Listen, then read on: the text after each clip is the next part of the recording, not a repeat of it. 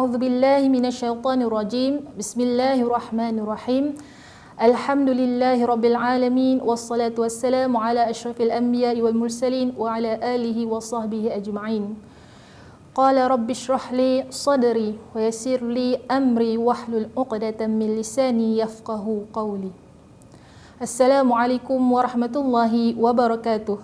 Bertemu lagi kita dalam slot Hikmah Duha, iaitu sebuah rancangan tazkirah yang mana untuk kita semua saling memberi peringatan antara satu sama lain supaya kita semua boleh berubah untuk menjadi yang lebih baik, insya-Allah.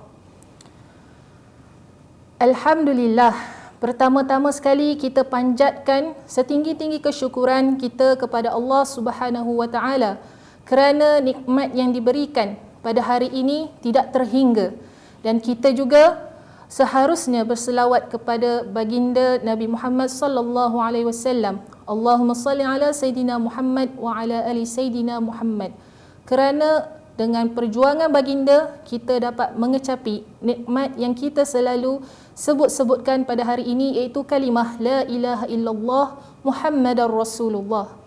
Insya-Allah pada hari ini saya cuba kongsikan berkaitan dengan mengawal marah.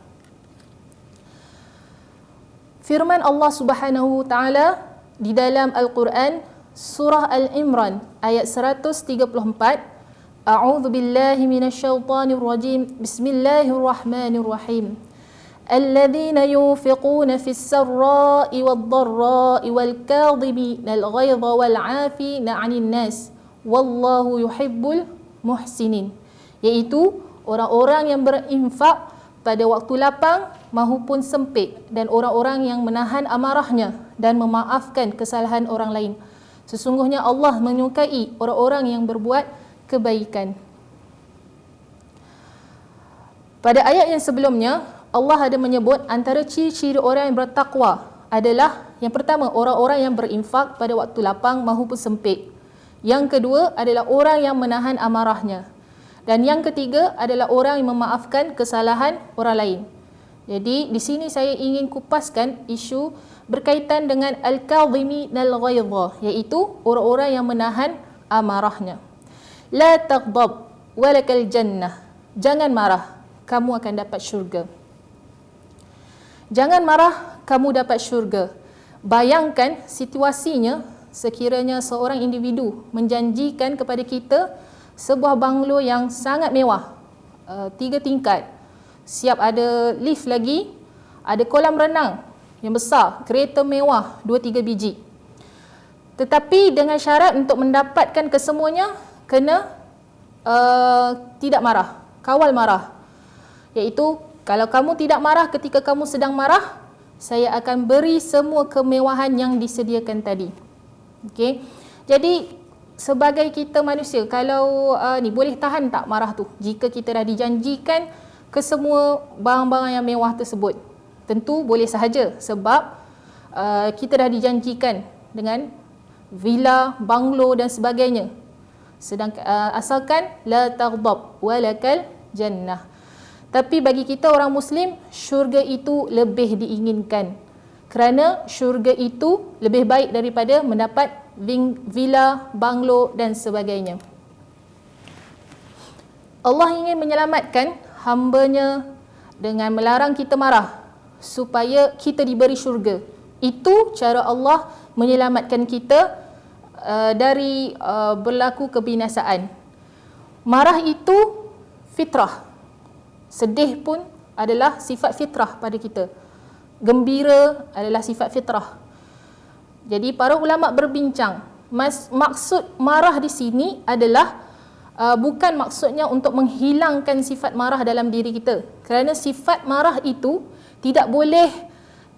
ia merupakan salah satu daripada benda yang memang wujud, yang tak boleh dibuang sifat itu. Kerana sifat marah, sifat kecewa, gembira, sifat sedih adalah sifat yang sukar untuk dikawal. Jadi Allah beri ujian dalam hati kita, dalam hati manusia ini. Sebab apa? Kerana Allah nak tengok sejauh mana hamba-Nya bersabar. sama ada bersabar ataupun tidak sabar. Dan Allah nak lihat bagaimana kita mengawal diri kita dalam keadaan marah. Dan Allah tahu orang yang sedang marah itu sudah pasti dikuasai oleh syaitan. Dan jika sudah dikuasai oleh syaitan, tidak mungkin syaitan akan bawa kita ke syurga. Pasti akan dibawa ke neraka. Kerana itulah kerja syaitan. Maka bertepuk tanganlah syaitan kerana memang perkara itu yang dia mahukan. Jadi, sekiranya kita dalam keadaan marah, kita hendaklah bersabar. Sekiranya kita dalam keadaan marah, kita kenalah menahan marah kita. Fikir kita akan dapat syurga di sisi Allah Subhanahu wa taala jika kita berjaya menahan marah. Wa ma 'indallahi khair wa ma 'indallahi ahsan. Apa yang ada di sisi Allah itu lebih baik sekiranya kita tidak marah. Dan dalam hadis yang lain, Nabi Muhammad sallallahu alaihi wasallam bersabda, sesungguhnya orang yang hebat itu dia bukanlah orang yang boleh ataupun pandai bergusti, pandai bertumbuk dan pandai berlawan dan sebagainya. Tetapi orang yang marah itu adalah yamliku nafsahu 'indal ghadab, iaitu mereka yang dapat mengawal diri mereka ketika mana mereka dalam keadaan marah. Jadi sidang penonton yang dirahmati oleh Allah Subhanahu wa taala sekalian, ada terdapat beberapa tips yang boleh saya kongsikan apabila keadaan kita dalam marah dan macam mana kita nak mengawal perasaan marah tersebut.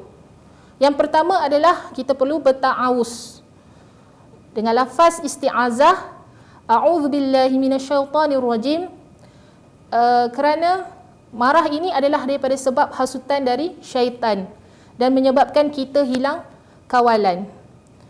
Membaca isti'azah ini adalah kita memohon perlindungan kepada Allah Subhanahu wa taala dari kejahatan syaitan yang direjam. Bila kita mampu menahan marah, bererti kita tergolong dalam orang-orang yang takut kepada Allah. Yang kedua adalah sekiranya kita berasa marah, kita perlu duduk. Bila kita tengah marah dalam keadaan berdiri itu, cepat-cepat kita duduk untuk menahan marah kita.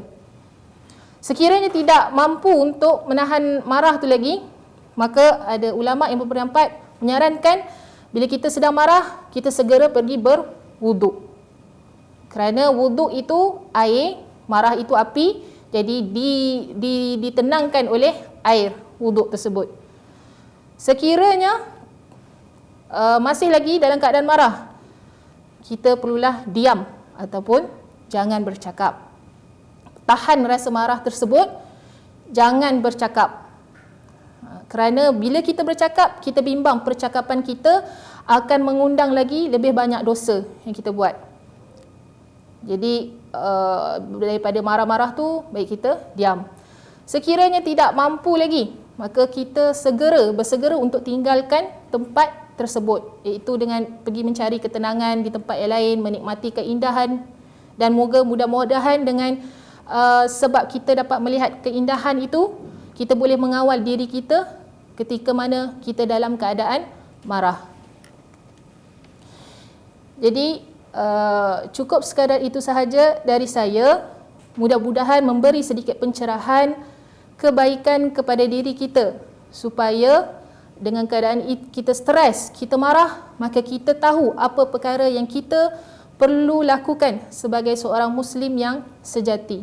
Sesungguhnya apa yang baik itu datang daripada Allah Subhanahu Taala, dan apa yang lemah dan buruk itu datang dari kelemahan diri saya sendiri. Wallahu taala a'lam.